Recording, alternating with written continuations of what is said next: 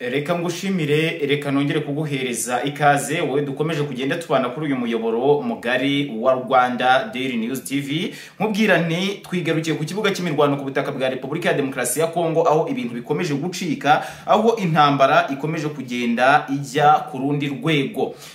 Ndaza kukubwira ko abarwanyi ba FARDC aho bita Kamanyura ku mupaka hari Kamanyura rwose ibintu bikomeje kugenda biba bibi ku ruhande rw'inyeshyamba za M23 zishaka kwigarurira uyu mupaka wa Kamanyura. Ntabwo ari bigusa kandi ndibuze kukubwira, ndaza kwerekeza mu gihugu cy'u Burundi nkubwire ko abanyarwanda bari mu gihugu cy'u Burundi bakomeje kugenda bahura n'akaga gakomeye, bari gukubitwa ku buryo bukomeye cyane, bari gufungwa ubutitsa. Ibingibi nabyo ndaza kugenda mbikubwiraho. Turikiri mu gihugu cy'u Burundi kandi ndaza kugenda nkubwira ko Ndayishimiye Evariste akomeje kugenda atangaza amagambo y'ubushotoranyi ku gihugu cy'u Rwanda. Ibingibi nabyo ndabikubwira ku buryo burambuye. Ariko kandi ndaza kukubwira ibyo inyeshyamba z'umutwe wa M23 zikomeje kugenda zitangaza. Uwo bita Wiringoma, Colonel Wiringoma akomeje kugenda atangaza byinshi umutwe wa M23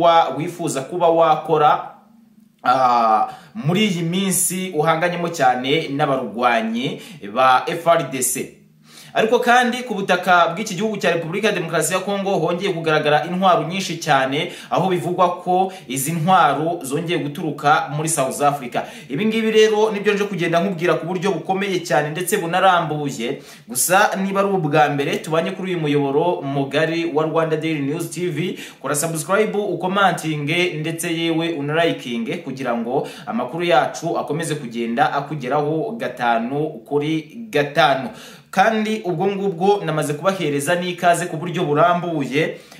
Twikubitira ahangaha Kamanyura rwose nkubwira ko Kamanyura hakomeje kugenda hagwa abasirikare benshi cyane ba M23. Wakwibaza utese aba basirikare ba M23 ahangaha Kamanyura ibintu bikomeje kubagendekera bite? Ubundi uyu mupaka wa Kamanyura ukomeje kugenda urindwa n'abawazalendo ku buryo bukomeye cyane.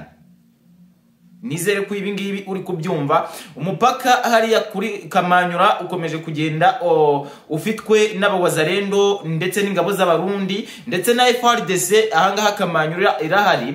Abasirikare ba M23 bakomeje kugenda bagaba ibitero ku barwanyi b'abawazalendo bari hano Kamanyura. Ariko mwokagira Imana mwe, ibintu izi nyeshyamba z'umutwe wa M23 ziri kugenda zihurira nabyo Kamanyura ntabwo ari ibyinaha. Abarwanyi ba M23 bakomeje kugwa ahangaha Kamanyura ku buryo bukomeye cyane, ndetse yewe bamwe mu bayobozi ba M23 batangiye kuvuga bati ubu ngubu FARDC yatwigaranzura twajya hehe.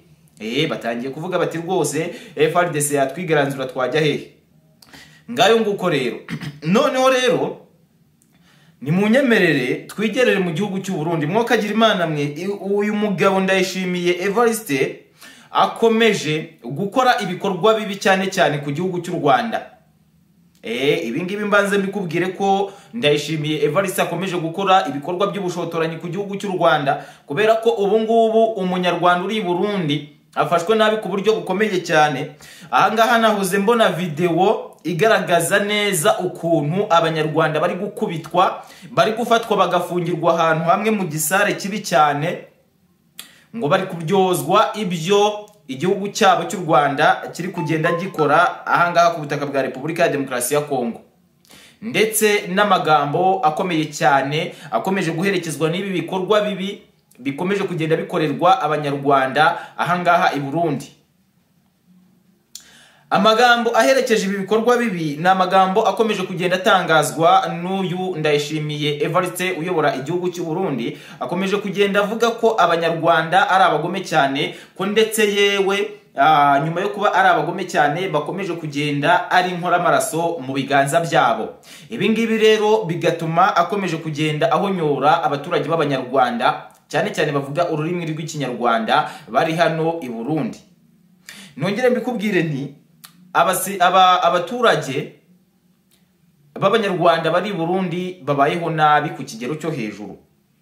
Ni mu gihe kandi uwo bita Perezida Paul Kagame yamaze gutangaza ko aho buri munyarwanda wese afungiye ahangaha mu gihugu cy'u Burundi hamaze kugenda hamenyekana ko ndetse ndayishimiye Evariste nadahagarika ibikorwa bibakomeje kugenda akorera abanyarwanda ahangaha mu gihugu cy'u Burundi, umunsi uzaba umwe bagahaguruka bakigira kwicyurira aba banyarwanda bari Burundi, kandi ko bitazagendekera neza na gato abayobozi b'i Burundi se cyangwa iki gihugu cy'u Burundi.